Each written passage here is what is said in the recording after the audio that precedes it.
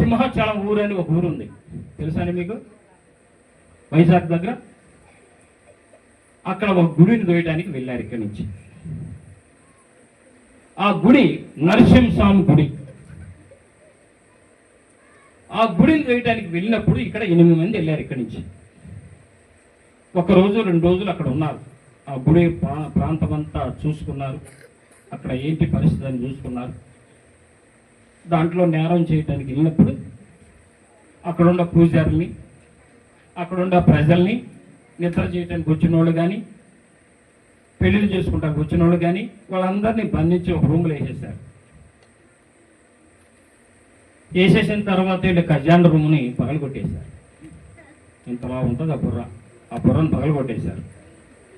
కొట్టేసిన తర్వాత దాంట్లో ఉన్న బంగారం, డబ్బు, పనికిరాని డబ్బు ఉంది. వెనకట 100 రూపాయల నోట్లు ఇంత అడల్పు ఉండేది, అవి ఉన్నాయి కట్టలు. అవి వద్దనుకున్నారు. ఈ మొత్తం తీసుకున్నారు. బంగారం అందిన వరకు, మోసిన వరకు తీసుకున్నారు. బయటకు వచ్చేసారు. బయటకు వచ్చేసేటప్పటికి పోలీసు వారికి ఎవరో ఒకరు తప్పించుకొని పోయి చెప్పేశారు.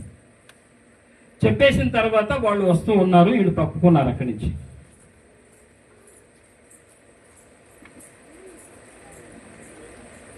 తప్పుకున్న తర్వాత వీళ్ళు ఆ గృహలోనే ఆ కొండ మీద ఒక చోట దాంకున్నారు. కుక్కలు వచ్చి తెల్లారగలు చూస్తున్నాయి. లోపల మొత్తం పరిశోధన చేస్తున్నారు. వాళ్ళకి ఎక్కడ వీళ్ళు కనపడలా. తెల్లారిపోయింది. బయట నుంచి వచ్చే వాహనాలు చెక్కింగ్, బయటికి వెళ్ళే వాహనాలు చెక్కింగ్. 2 రోజుల వరకు అక్కడే ఉండిపోయారు వీళ్ళు. ఇక వీళ్ళు ఒంటి మీద బట్టలు అక్కడ విడిచిపెట్టేసి కొన్ని చోట్ల వదిలిపెట్టేసి వెళ్ళిపోయారు. ఆ బట్టలు తెచ్చుకోవడానికి అవకాశం ఉందా? ఈ ఎట్టయితేనే అక్కడి నుంచి తప్పించుకొని బయటకు వచ్చేసారు, హైదరాబాద్ వచ్చేసారు. తెల్లారికల్లా సింహాచలం దోపిడీ అనేసేశారు. ఇక ఈ కుక్కలు చూసి మొత్తం వెతికితే అక్కడ ఒక ప్యాంటు షర్టు దొరికింది దొంగలది. దొరికినప్పుడు ఆ ప్యాంటు షర్టు పరిశీలించినప్పుడు టైలర్ పేరు ఉంది, ఇక్కడ చీరాల టైలరు అని ఉంది. ఆహా, ఇది స్టువర్ట్పురంలో చేసి ఉంటారని వెంటనే డౌట్ వచ్చేసింది వాళ్ళకి.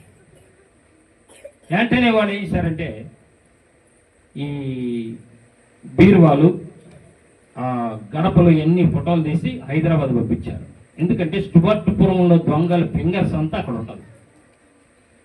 ఆడకు పంపించిన తర్వాత గజ్జల ప్రసాద్ అస్తమని వచ్చేసింది. ఇక చూసుకో, స్టువర్ట్పురానికి వచ్చేసారు. వచ్చేసి గజ్జల ప్రసాద్ తమ్ముళ్ళు ఎంతమంది ఉన్నారు, అన్నదమ్ములు ఎంతమంది ఉన్నారు, బంధువులు ఎంతమంది ఉన్నారు, ఎక్కడెక్కడ ఉద్యోగాలు చేస్తున్నారు, ఎక్కడెక్కడ ఉన్నారు, మొత్తాన్ని ఏరేశారు. అంతే, ఎక్కడికెక్కడ ఏరి పరిశోధించి చిత్రహింసలు పెట్టి ఎన్నో విధాలుగా చేస్తున్నారు. ఈలోపు మా అన్నయ్య బయటకు వచ్చేసాడు, అక్కడి నుంచి వచ్చేసాడు. హైదరాబాద్ కబురు పంపించాడు. వెళ్ళాము, ఆ బంగారం అంతా మాకు హ్యాండ్ ఓవర్ చేసేసాడు. బాయ్ మీరు జాగ్రత్త అని చెప్పేసి వెళ్ళిపోయాడు. మేము ఆ బంగారం తీసుకొచ్చి ఇంటికాడ దాచిపెట్టేసాం. ఈ పోలీసు వారు మమ్మల్ని తీసుకెళ్తున్నారు, కొడుతూ ఉన్నారంతే. చేపని దూమినట్టు దూముతున్నారు. చేపని ఏ రీతిగా దూముతారు ఆ రీతిగా దూముతున్నారు. కొట్టుకో, ఈ శరీరం అది కాదు. ఈ 2 కాళ్ళు కట్టేసి తీసేశారు, మధ్యలో కర్ర పెట్టేశారు, ఈ చుట్టూ రౌండ్ అప్ వేసేసారు. కొడుతున్నారు, వాళ్ళ చేతులు నొప్పి వచ్చేసి కర్రలు ఇరిగిపోతున్నాయి. గట్టిగా మాకు తెలియదు, మనం చూసి 3 నెలలు అయింది. ఆ బంగారం ఎట్టంతో మాకు తెలియదు. తోలు మీద 90 దెబ్బలు. అప్పటికి సిగరెట్లతో కాల్చారు. ఎంత కాల్చారు? కరెంటు పెట్టారు, చేతుల్లో గుండు సుదులు కొట్టారు. ఎన్ని కొట్టుకున్నా మాకు తెలియదు అని చెప్పాం. వాళ్ళకి ఇన్ఫర్మేషన్ వెళ్ళిపోయింది, బంగారం అంతా స్టువర్ట్పురానికి వచ్చేసిందని, అన్నదమ్ములు హ్యాండ్ ఓవర్లో వచ్చేసిందని తెలిసిపోయింది. ఈలోపు పచ్చల హారము దోపిడని వేసేశారు. నరసింహస్వామి మెడలో ఒక పచ్చల హారం ఉన్నది. అది కూడా దోపిడీ అని వేశారు. ఇందిరాగాంధీ దీని గురించి అప్పుడు ఇందిరాగాంధీ పరిపాలన చేస్తూ ఉంది. ఈ నేరము బయట పెడితే బహుమతి ప్రకటించింది. అప్పుడు వాళ్ళు ఆశి కోసం మమ్మల్ని తీసుకెళ్లి మాటి మాటికి చిత్రహింసలు పెడుతున్నారు. మా పెద్దలు విడిపించుకొని వస్తున్నారు. బయటకు వస్తున్నాం, బంగారాలు కరగబెడుతున్నాం, అమ్ముతున్నాం, పొలాలు కొంటున్నాం, అవన్నీ చేస్తూనే ఉన్నాం.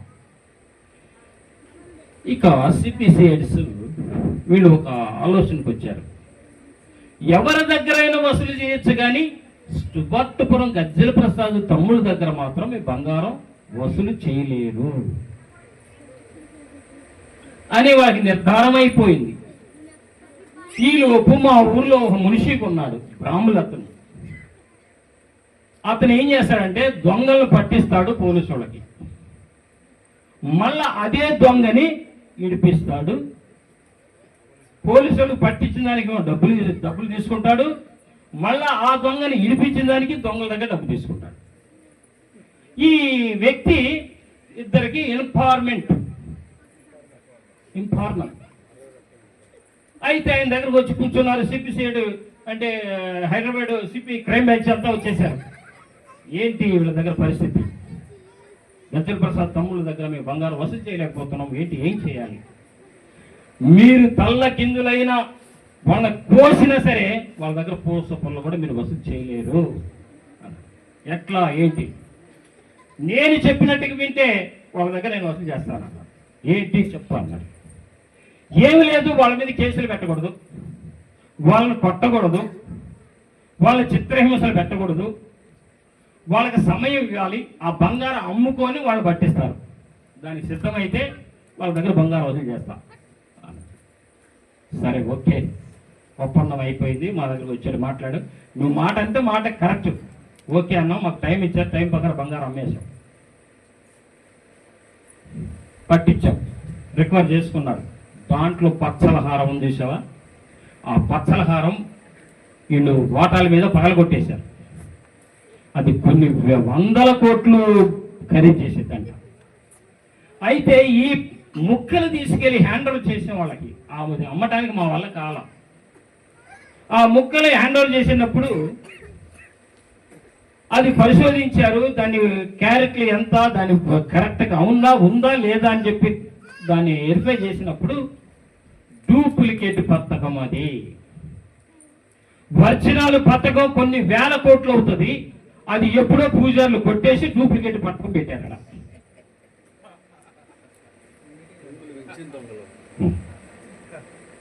డూప్లికేట్ పథకం అని పెట్టారు. ఒరిజినల్ పథకం ఎప్పుడో పూజారులు కొట్టేసి సేమ్ టు ఆడబెట్టేశారు. అది ఎప్పుడు బయటపడింది? నేరం చేసిన తర్వాత బయటపడింది.